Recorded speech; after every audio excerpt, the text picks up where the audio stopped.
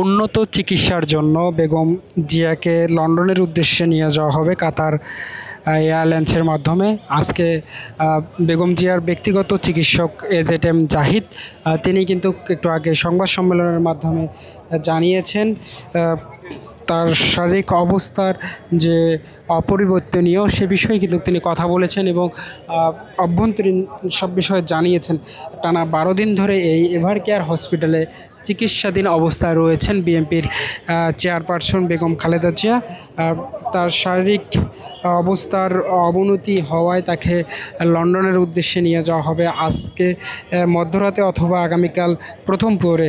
এবং এই উন্নত চিকিৎসার জন্যই বাংলাদেশে কিন্তু বেশ কিছু আন্তর্জাতিক প্রতিনিধি টিম কিন্তু এসেছে, চিকিৎসক টিম, তারা চিকিৎসা দেওয়ার জন্য এভার কেয়ার হসপিটালে এসেছে। আমরা দেখেছি গতকালকে লন্ডন থেকে একটি প্রতিনিধি টিম এই এভার কেয়ার হসপিটালে এসেছেন এবং চীনেরও প্রতিনিধি টিম কিন্তু বেগম জিয়ার শারীরিক খোঁজখবর নেওয়ার জন্য এখানে এসেছে।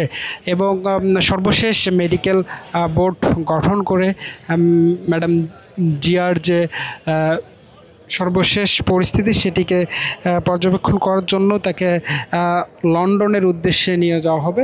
এবং লন্ডনে এর আগে তিনি যে চিকিৎসার জন্য গিয়েছিলেন ঠিক সেই হসপিটালেই কিন্তু তার দ্বিতীয় ধাপে আবারও নিয়ে যাওয়া হবে কাতার এয়ারলাইন্সের মাধ্যমে। আমরা দেখতে পাচ্ছি ঠিক এভার কেয়ার হসপিটালের সামনে আপনারা দেখতে পাচ্ছেন আইনশৃঙ্খলা বাহিনীর যে উপস্থিতি তারা কিন্তু সার্বক্ষণিক এখানে রয়েছেন। এবং আমরা দেখছি এই এভার কেয়ার হসপিটালের সামনে দলীয় যে নেতাকর্মী রয়েছেন তাদেরও উপস্থিতি কিন্তু আমরা লক্ষ্য করছি। টানা 12 দিন ধরে এই এভার কেয়ার হসপিটালের সামনে নেতাকর্মীদের যে অবস্থান সেটি কিন্তু লক্ষ্য করা যাচ্ছে।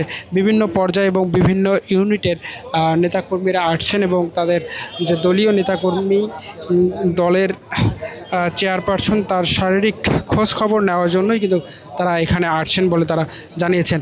এবং রাষ্ট্রের পক্ষ থেকে জানানো হয়েছে বেগম খালেদা জিয়া রাষ্ট্রের সবচেয়ে গুরুত্বপূর্ণ ব্যক্তি, যার কারণে এভার কেয়ার হসপিটালের সামনে কিন্তু আইনশৃঙ্খলা বাহিনীর যে অবস্থান সেটি কিন্তু আমরা দেখতে পাচ্ছি। এছাড়াও এসএসএফ সদস্যর যে বাহিনী সেটিও কিন্তু তারা এখানে মোতায়েন করেছেন। এবং বিভিন্ন যে রাজনৈতিক দলের নেতাকর্মীরা রয়েছেন তারাও এখানে আসছেন এবং শারীরিক খোঁজখবর নেওয়ার চেষ্টা করছেন। এসব সরাসরি জানানোর চেষ্টা করছি রাজধানীর এভার কেয়ার হসপিটাল থেকে বিএনপি চেয়ারপারসন বেগম খালেদা জিয়ার যে সর্বশেষ পরিস্থিতি সেটি কিন্তু আমি আপনাদের সরাসরি জানানোর চেষ্টা করছি।